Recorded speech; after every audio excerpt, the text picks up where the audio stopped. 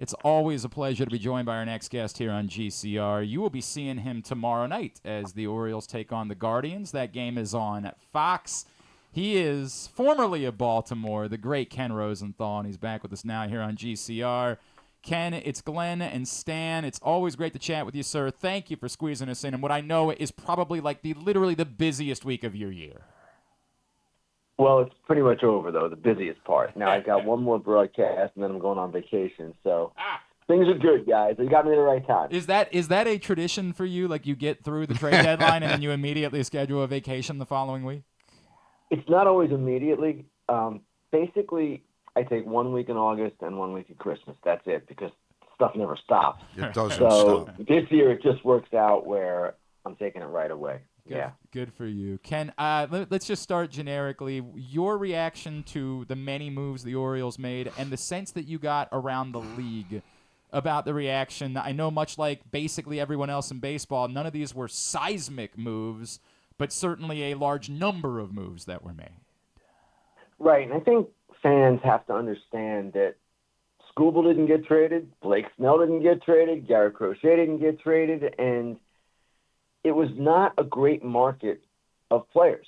And that was the issue that the Orioles and other teams faced. So I thought they did well under the circumstances. I know Trevor Rogers didn't have the greatest night last night, but they needed controllable starters. We knew that. They got two, which is pretty good, and it's not easy to get those guys, and they're expensive.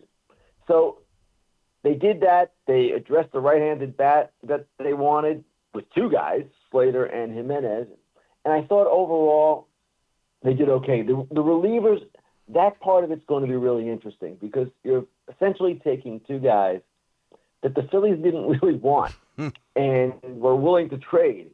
So we'll see what they can do with them, and we'll see if it goes any better for them in Baltimore than it did in Philadelphia. But that was interesting to me. That might have been the most interesting part, actually.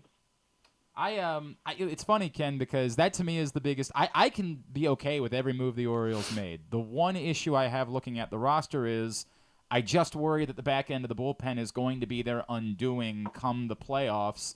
There have been some folks that have tried to. You don't understand how good Sir Anthony Dominguez's stuff plus is. In another bullpen, he's a higher leverage guy. He could be more of a back end guy. Can this team win the World Series with the back end of the bullpen? Unless Craig Kimbrell really turns around and finds it consistently? It's an excellent question, Glenn, and I don't know the answer. Yeah. Soto at one time was a closer. Mm-hmm. He was a guy that in Detroit was really good, and Philadelphia wanted him to supplement their back end, and he ultimately was not the closer there and was not happy about it. So here he is. He's not going to be the closer in Baltimore, at least not every night. And it's going to be interesting to see how he adapts because as a player, sometimes you don't get what you want. It's pretty much simple. So I don't know, again, if Kimbrell can find it the way he did earlier this season. I don't know if maybe Soto can be that guy.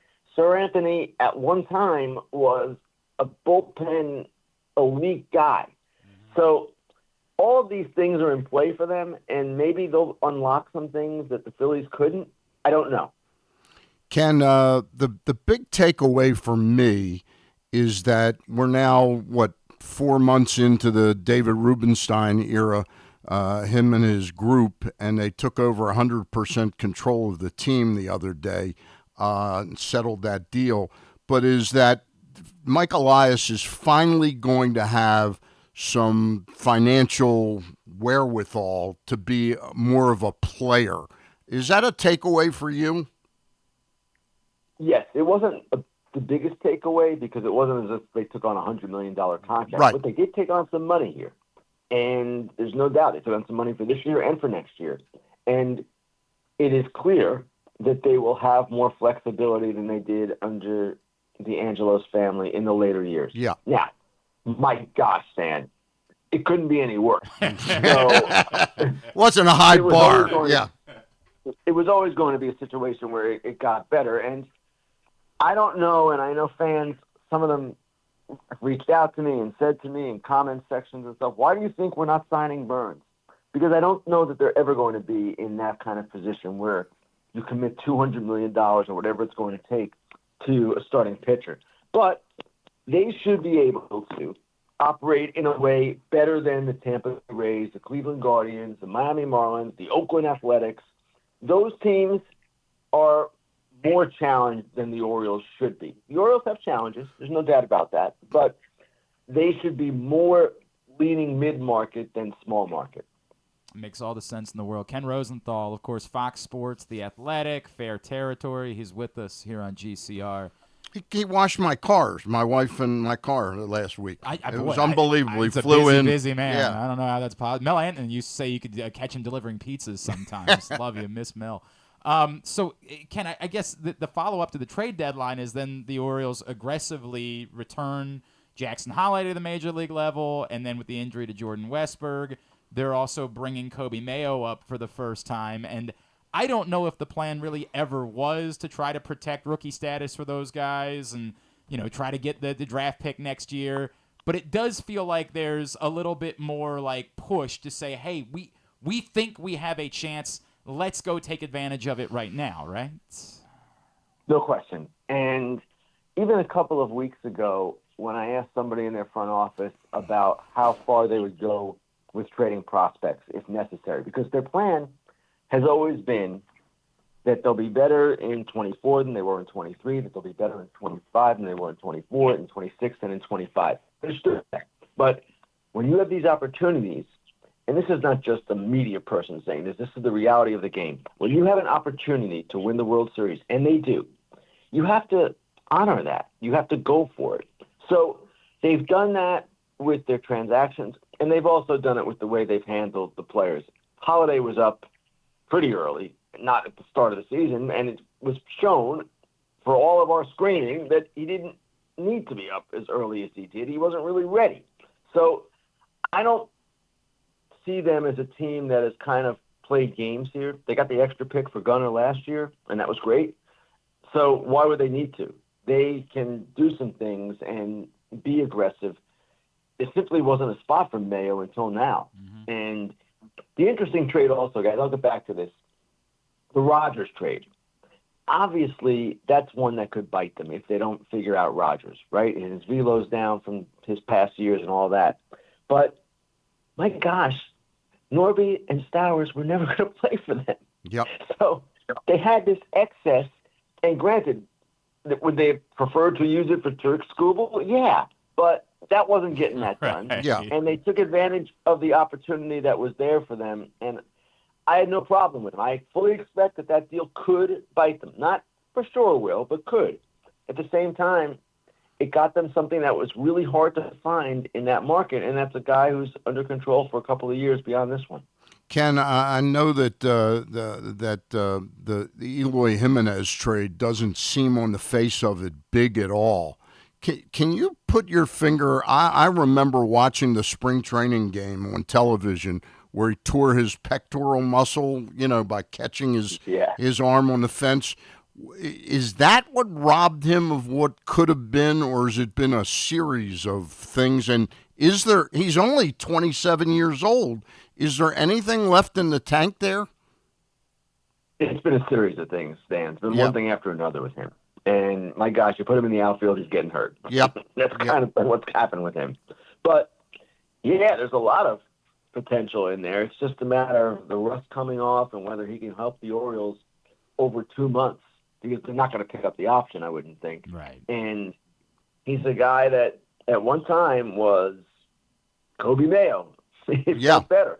Yeah. So it's worth a shot. I was a little surprised by that one, honestly. Yeah. But they wanted a right-handed hitter after trading Hayes, and he's worth a flyer. Obviously, the White Sox picked up a good amount of the money, and they'll take a shot here. And look, he's hit lefties this season, if nothing else, and the Orioles could use that. Yep. So I don't. Given what they gave up for it, I don't think anybody can argue that it's a move that's it's okay. That there's no risk there really for them to have gone out and picked up Eloy Jimenez. Ken, if I could run by you, because you brought up obviously. Look, we were doing a lot of fantasy talk over the last couple of weeks, and everybody in Baltimore was speculating. Was Skubal really ever actually on the trade block? And was there some world where the Orioles could have manufactured a Holiday?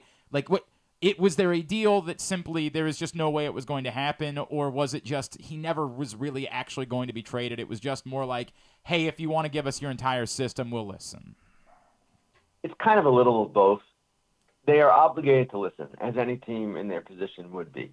But at the same time, they didn't want to trade Skubal, so if you were going to get him, you were going to have to use whatever term you want. Empty your system, trade your best guy, whatever the case might be. And I know that some people in Baltimore might think, well, yeah, Jackson Holiday, that would have gotten it done. And it probably would have, Jackson Holiday plus. But you're trading 6 years of a potential superstar for 2 years of a starting pitcher who has had an injury history. And that, to me, doesn't make a lot of sense. So I fully expect, as you guys saw the other night, that Jackson Holiday is going to come darn close to fulfilling his potential if he doesn't completely fulfill it. And when he does that, the Orioles are going to be happy they had him and not Tariq Skubal.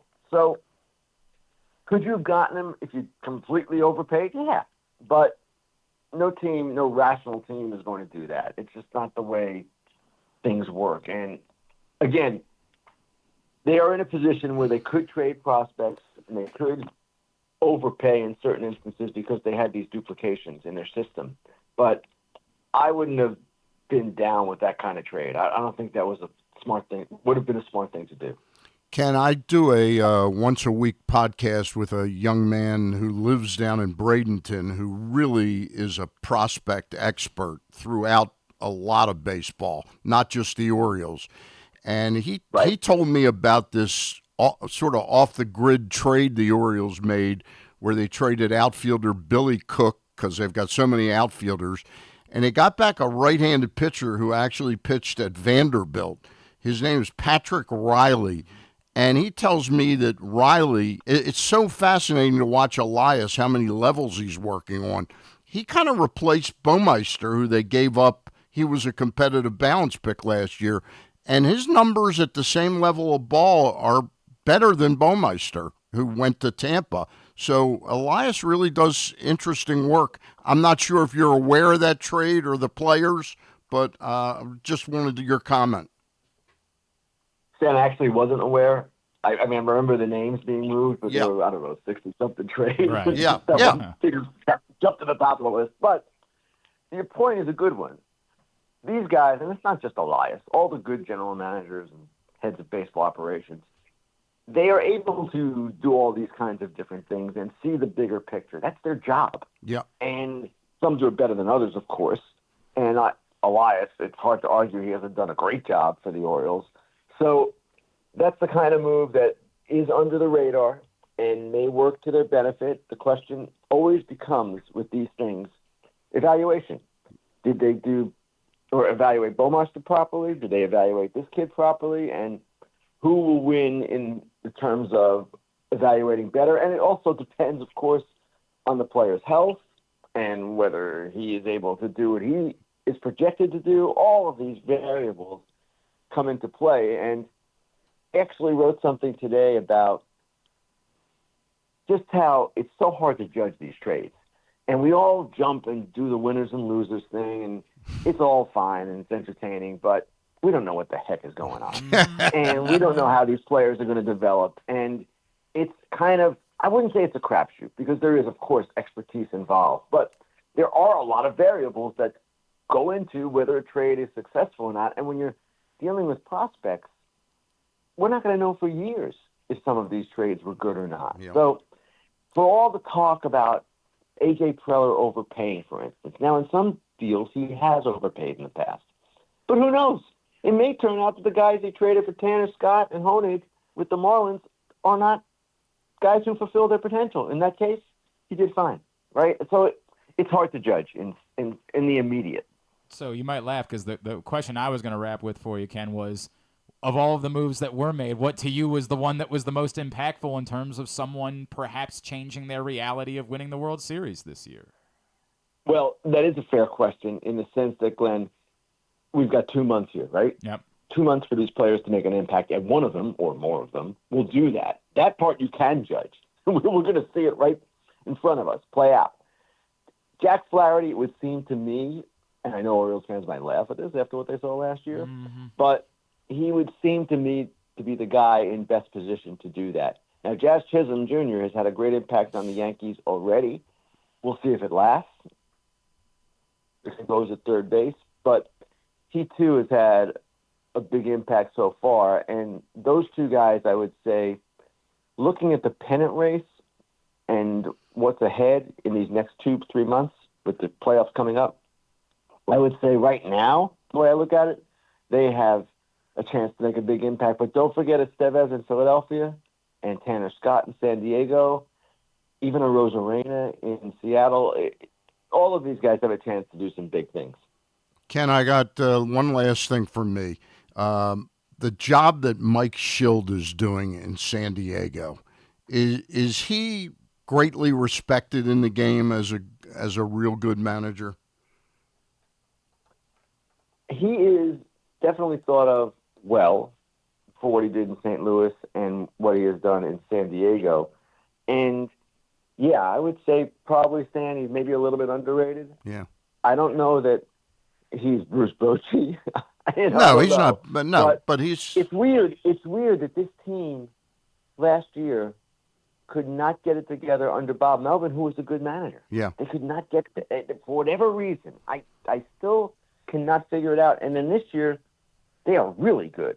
And yes, he's doing a really good job with them because they've got starting pitching injuries, and Darvish is on the restricted list with a personal matter. They have had some things go wrong, and yet they have played much more to their potential than they did last year. Now, maybe last year it was Bogart's first year. Soto was kind of in an uncertain place in his career, and it really just didn't click. These things happen, right? You have good years, you have bad years, but you cannot underestimate what Schultz has done there. He's done a really good job. Ken Rosenthal, I know obviously tomorrow night, of course. Do you have a charity lined up for the bow tie? I do. It is a group in Cleveland that is associated with hunger. I don't know the name off the top of my head. I can't remember it. But it's a pretty good one. So we'll be doing that one. And I'll be in Baltimore in a few weeks. Excellent. We've got a game in Baltimore in a few weeks. We can't wait great. for that. And, of course, as always, at The Athletic as well. And Ken_Rosenthal. And, of course, fair territory for you, but you're constantly appearing with the guys on foul territory as well. And I really enjoy that. I really enjoy it. Yeah. That shows a lot of fun, Thanks. man. Ken, really Thanks, guys. appreciate it. I know you're a busy man. Thank you for squeezing in a few minutes with us this morning. Okay, take care, guys.